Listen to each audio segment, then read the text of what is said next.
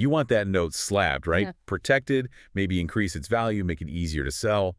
But wow, getting there involves navigating this whole maze of forms, fees, rules. It can feel like that sometimes. And that's what we're here for. We've dug into the official PCGS banknote submission guidelines, the actual documentation. Straight from the source. Exactly. The goal isn't just to read it out, but to pull out the really practical stuff, the strategy, Yeah. how you can get your submission through smoothly, efficiently, and hopefully without any extra surprise costs or holdups.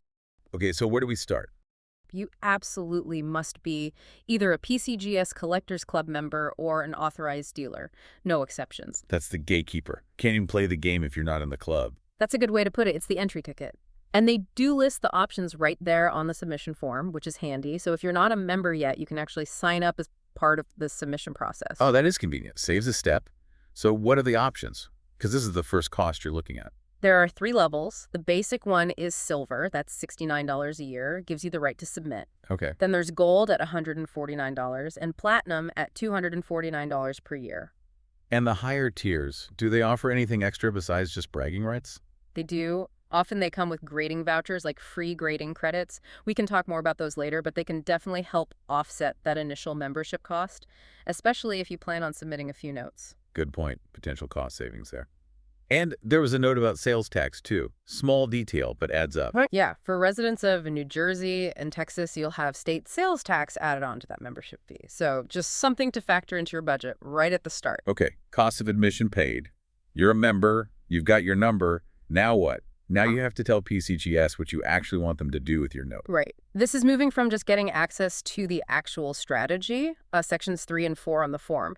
And this is probably the most critical decision point. This is the service type. And you mentioned this is where mistakes often happen. Big time. The absolute #1 rule here, only one service type per submission form. Only one. So I can't send in one raw note for grading and one already slabbed note for reholdering on the same piece of paper. Nope. If you do that, they will separate your order into 2 different submissions instantly. And that means? That means you pay the handling fee twice, possibly separate return shipping fees.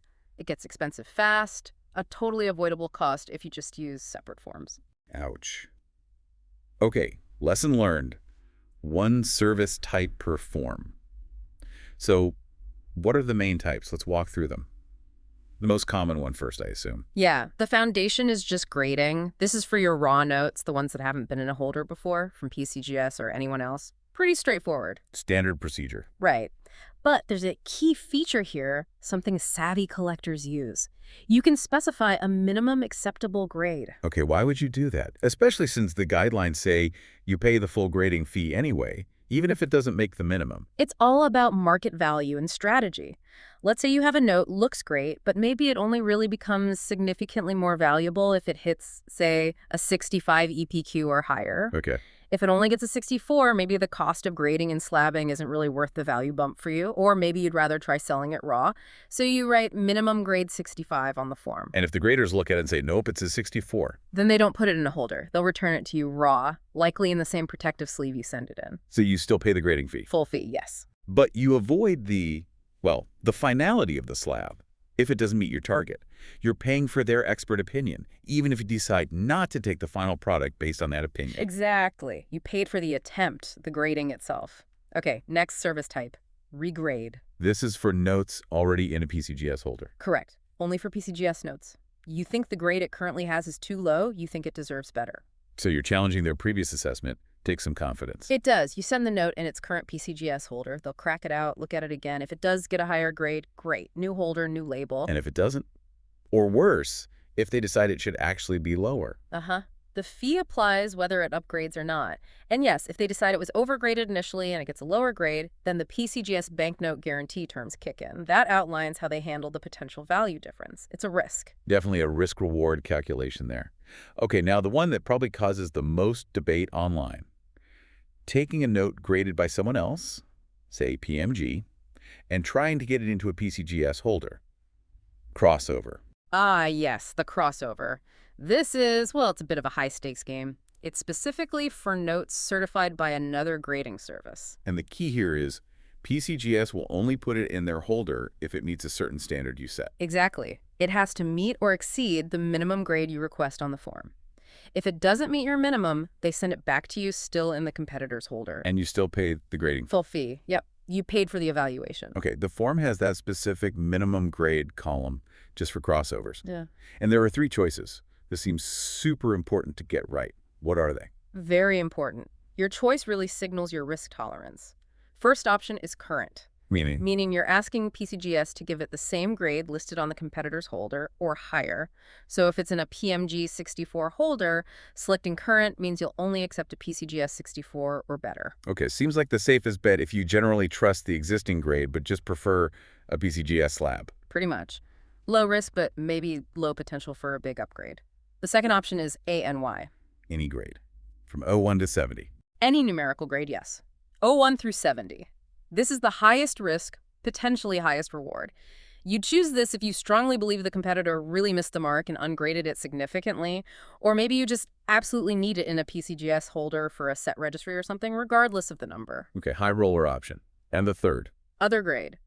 This is where you specify the exact numerical grade you want as the minimum.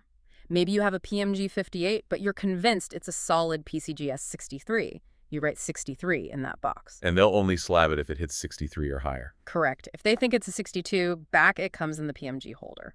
Now, the big warning sign.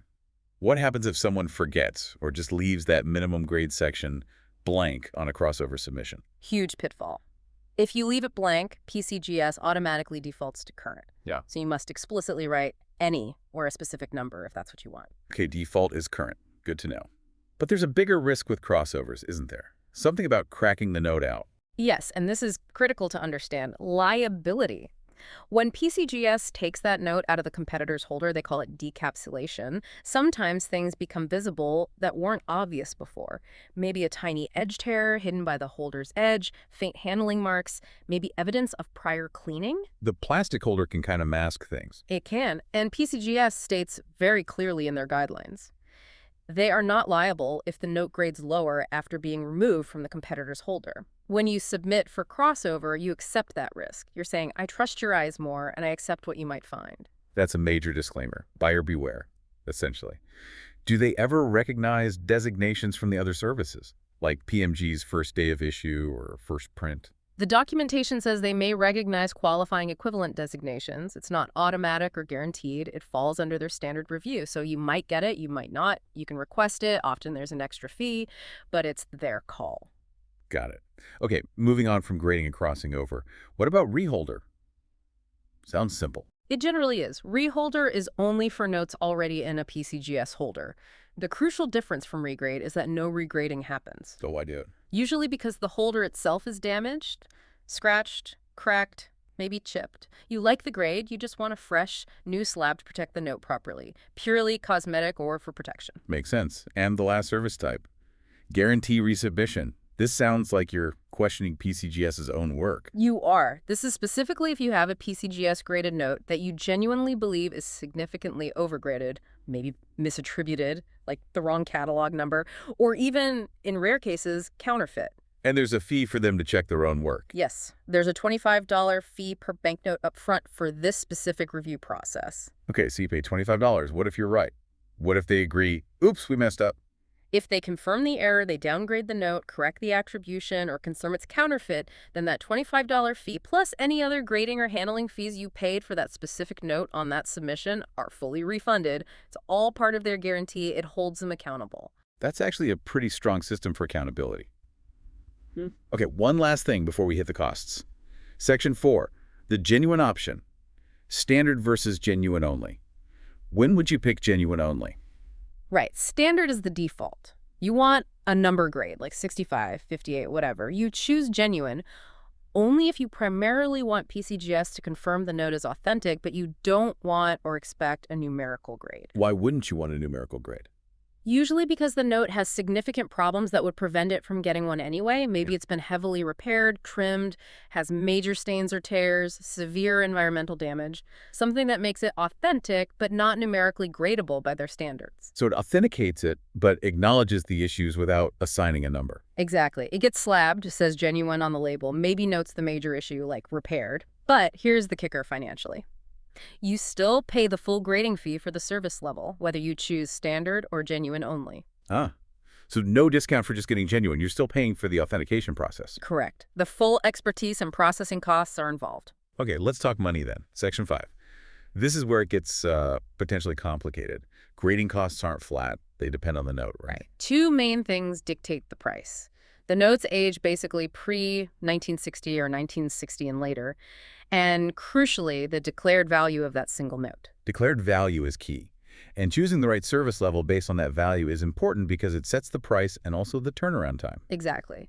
The service level is tied directly to the maximum declared value allowed per item. Your note's value cannot exceed the max for that level. And yes, generally, the higher the service level and cost, the faster PCGS aims to get it back to you. All right, let's break down the tiers. Where do most common notes fall? Okay, starting at the lower end. For modern notes that's anything dated 1960 to the present, the maximum declared value is $300. The grading fee is $19. $19 for a modern note under $300. Okay.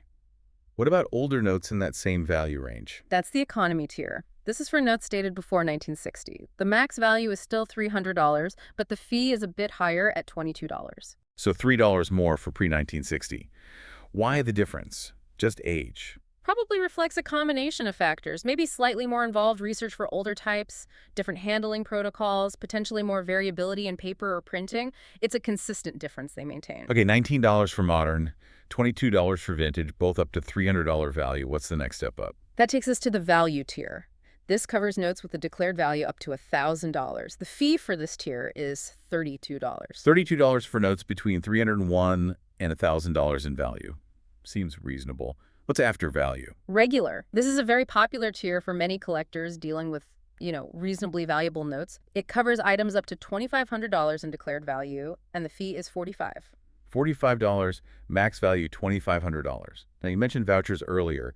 The regular tier is important for those, right? Extremely important. If you have those Collectors Club vouchers from a gold or platinum membership, they are typically redeemed through the regular service level only. So you can use a voucher to pay that $45 fee. Yes, but with some big caveats. Vouchers are not valid for everything. They don't cover special issue submissions. They don't cover any extra services like pedigrees or special designations. They definitely don't cover the guarantee premium we'll get to. And critically, they are not valid for notes valued over that $2,500 regular tier limit. So if my note is worth, say, $2,600, I can't use my voucher, even though it's just slightly over the limit? Correct. That $2,500 ceiling is firm for voucher use. If your note is valued at $2,501 or higher, you're automatically pushed into the next tier up, and the voucher becomes unusable for that note.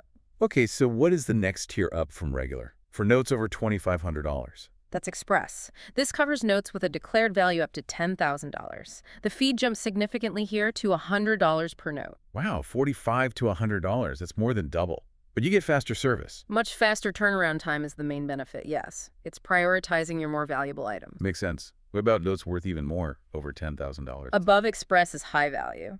This covers notes declared up to $25,000. The fee for this level is $250 per note. $250. Okay, getting into serious territory. And for the absolute top end, the museum pieces or major rarities. That's the rarity tier. This one has no maximum declared value limit. The base grading fee is $300 per note. $300 base. But I feel like there's a plus coming? There is. It's $300 plus what's called the guarantee premium, or GP, and that GP can add significantly to the cost. We'll definitely need to unpack that guarantee premium. But first, what about special note types? Errors, proofs, specimens, do they fit into these standard tiers? No, they have their own rule. The guidelines state that all specimen notes, proof notes, error notes, and also small commercial or private issue notes, basically anything unusual or requiring specialized knowledge, must be submitted under the special issue service level or a higher tier like regular or express if the value warrants it. So even if I have an error note that's only worth, say, $100, I can't use the $19 modern or $22 economy tier. Correct. You must use the special issues tier at minimum. Why is that? Why force them into a specific tier? It's about expertise. Grading an error, authenticating it properly, assessing proofs or specimens, it takes specific knowledge. That tier ensures the note goes to the graders who specialize in those areas. So you're paying for the specialist's time and knowledge. What does the special issues tier cost, and what's its value limit? The special issues fee is $35 per note, and it has a maximum declared value of $1,000. If your special issue note is worth more than $1,000, you'd then use the regular, express, or higher tiers as appropriate for its value. Okay, $35 for specialized review up to $1,000 value. Makes sense. What about collectors or dealers submitting large quantities? Are there bulk discounts? Yes, PCGS offers specific bulk submission options, but they require significant volume. There are three main ones. First is bulk consecutive. Consecutively numbered notes, like from an uncut sheet or pack. Right. You need a minimum of 25 consecutive notes of the same type. The fee is $13 per note. 13 bucks. Cheaper than modern. What if the notes aren't consecutive, but you have a lot of the same type? Then it depends on age. Modern bulk non-consecutive is for notes from 1960 to date. You need a minimum of 50 notes, all the same basic catalog type. That costs $14 per note. $14, minimum 50 modern notes. Yeah. For older ones. Vintage, pre-1960, bulk non-consecutive. Again, minimum 50 notes of the same type, and the cost is $19 each. $19. So that $5 vintage premium shows up again, just like between economy and modern single notes. Consistent pricing structure there, yeah. Okay, we've covered the actual grading fees, the GP, the special tiers. What about the fees everyone pays no matter what? Two unavoidable costs on every single submission form. First, a flat handling fee of $10. Got to add that into your total calculation. 10 bucks for handling? Standard? What's the second? Return shipping and insurance. This isn't a flat fee. It's based on a chart in the guidelines. How does the chart work? It uses two factors: the total number of notes in your submission and the total combined declared value of all those notes. Okay, give me an example. Let's say I submit 5 notes, and their total declared value adds up to $1,500. How much is return shipping within the U.S.? All right, looking at the chart for 1 to 10 notes, and your total value is $1,500, which falls into the $1,001 to $3,000 bracket. Yeah. The return shipping and insurance fee would be $29. $29. And that excludes insurance up to my $1,500 total declared value. Yes, insurance is automatically included up to the total declared value on the form, and it requires a signature on delivery for security. It's essential for valuable items. What about international collectors? Shipping costs must be higher. Oh, yes, significantly higher. And crucially, the international submitter is fully responsible for any customs duties, taxes, or import fees charged by their country when the notes return. That can be a nasty surprise if you're not expecting it. Any examples of international rates? Sure. Shipping 1 to 10 banknotes back to Canada, for instance, is listed at $59. To Europe, it's generally a bit more. And there's also a maximum insured value limit for international return shipments, usually around $100,000 total declared value per package. Good to know. Okay, we've covered strategy, costs, fees. Now let's actually walk through filling out the form. Putting theory into practice. Section 2 is just the return address, basics, name, address, phone, email.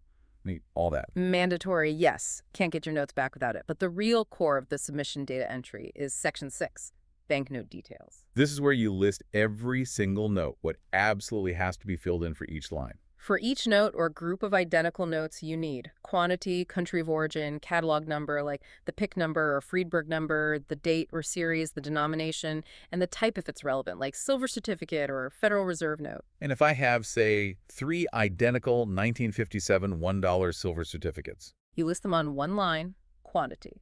3, country, USA, catalog, hashtag F1754 or whatever it is, date series. Yeah. 1957, denomination. $1, type silver certificate. Then you put the declared value per note. Per note value. Yeah. Let's talk about that declared value field again. We know it sets the service level tier, but what's the insurance risk if you get it wrong or leave it blank? This is probably the single most financially risky mistake you can make on the form.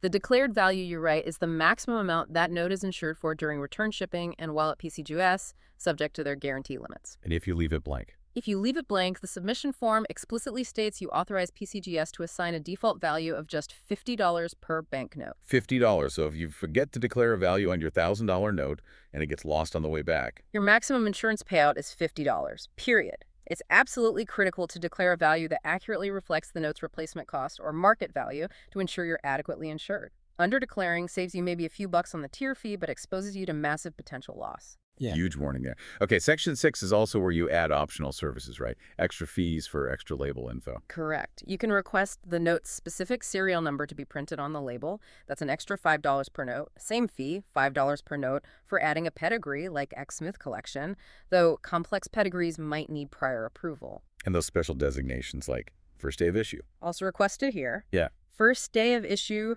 first print designations are $5 per banknote each.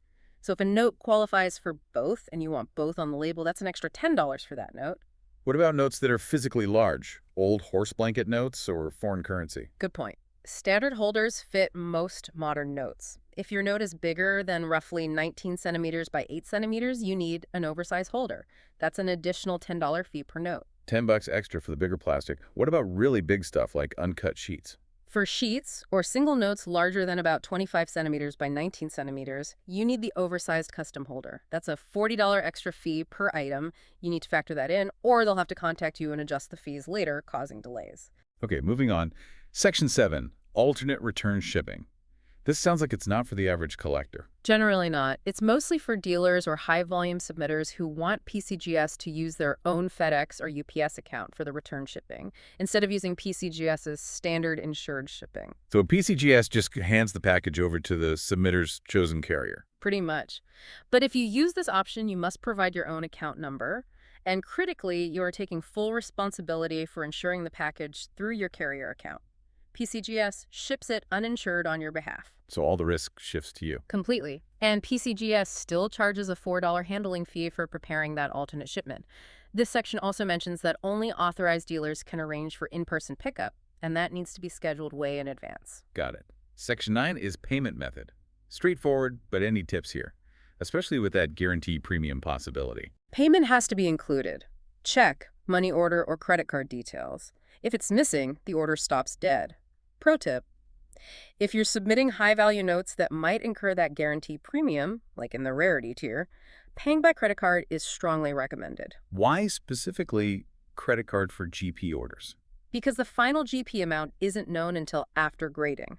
If you send a check for your estimated total, but the note grades higher and the GP increases, your check will be short. That halts processing while they contact you for the difference. Delays. Exactly. A credit card allows them to simply charge the final correct amount once grading is complete, keeping things moving smoothly.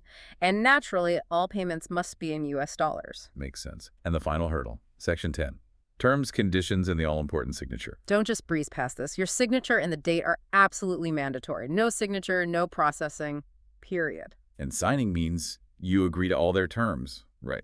Including letting them fix your mistakes. Yes. By signing, you acknowledge you've read and agree to everything. That includes authorizing them to adjust fees if you seriously undervalued a note or filled out the form incorrectly. They reserve the right to correct things and charge you accordingly. And it reinforces that rule about mixing service types. Absolutely. Section 10 explicitly states that if you put more than one service type, genuine option, or service level on a single form, your signature authorizes them to split the order and charge you all the associated extra fees, handling, grading, shipping for each new order created. It hammers home why accuracy in Sections 3, 4, and 5 is so important. Okay. Paperwork nailed. Fees understood, signature applied. Now, the physical part, getting the notes safely packaged and shipped. How crucial is this stage? Extremely. You can have a perfect note, fill out the form perfectly, but if you package it poorly, it can arrive damaged. All that effort wasted. There are specific mandates. What's the first rule of packaging? Protection and material safety. Each note must be individually placed in a new, high-quality Mylar sleeve or a similar inert PVC-free holder. PVC-free is key, right? That old soft plastic is bad for notes. Very bad. PVC, polyvinyl chloride, leaches chemicals over time that can cause discoloration and damage to paper currency. PCGS will likely reject notes or charge extra handling if they arrive in harmful holders. Stick to Mylar or other archival safe plastics. What should you definitely not do when packing? Do not use staples anywhere near the notes. Don't send them in old, acidic cardboard folders, no paper clips. Anything that can crimp, tear, stain, or physically damage the note during transit is out. Think smooth, flat, secure. Okay, individual Mylar sleeves. How do you keep them organized so PCGS knows which note matches which line on the form? Essential step for their workflow. You need to put a small, plain white sticker on the outside of each individual Mylar sleeve. What goes on the sticker? Two things: the full submission number assigned to your order and the specific line number from Section 6 that corresponds to that exact note. And then you must keep the notes physically stacked or bundled in the exact same order as they appear on your submission form. Line 1 on top, line 2 next, and so on. Keeps everything synchronized when they open the package. How do you secure the bundle of sleeved notes? The recommended method is to sandwich the stack of notes between two pieces of sturdy, clean cardboard cut slightly larger than the notes themselves. Then, secure the sandwich with a simple elastic band, not too tight, just enough to keep everything together and flat. Cardboard sandwich with a rubber band. Okay. Then into the shipping box. Yes, but not just rattling around. Use plenty of cushioning material, bubble wrap, styrofoam peanuts, packing paper around the cardboard bundle inside the shipping box. You want to prevent any movement or impact during shipping. And don't forget the paperwork. Crucial. Your completed signed submission form and your payment, check, money order, or credit card info must go inside the shipping box with the notes. Don't send payment separately. Seal it up well. Use strong packing tape. Make sure it's securely sealed. Now, sending it off. PCGS has specific addresses depending on the carrier, right? This sounds like another potential tripwire. It absolutely is. Using the wrong address for your chosen carrier will cause major delays or even lost packages. So if I'm using the U.S. Postal Service, USPS, maybe sending it registered mail for security. For USPS, you must use their P.O. Box address. FedEx, you must use their physical street address, which is actually for their receiving center. They only accept FedEx Express services, meaning FedEx Priority Overnight or FedEx 2-Day. They absolutely do not accept FedEx Ground. No FedEx Ground. And what about UPS? No UPS either. Not accepted at either address. Your only shipping options are USPS or FedEx Express, overnight or 2-day. Using anything else risks the package being refused or lost in limbo. USPS to the P.O. Box. FedEx Express to the street address. Crystal clear. Now, the vital security tip for the outside of the box. Yes, this is for your own protection. Do not write anything on the outside of the package that hints at the valuable contents. No banknotes, rare currency, numismatics, coin collection, nothing like that. Why not? Seems counterintuitive if you want it handled carefully. It's a theft risk. Advertising valuable contents makes your package a target for thieves within the shipping networks or upon delivery. Keep the exterior labeling generic. Just the address and return address. Makes sense. Discreet is safer. Is there anything else that should be written on the outside? Yes, one final instruction. Below the main shipping address label, you should clearly write the fastest service level you used on your submission form in all caps, like Express or Regular or Rarity or Club. Why add the service level? It helps their receiving department sort incoming packages immediately. An Express package gets flagged for faster internal processing right from the moment it arrives. It helps streamline things on their end. Okay, that covers the entire journey, from deciding to submit to sealing the box and sending it off. This has been incredibly detailed. We've really hit the key points.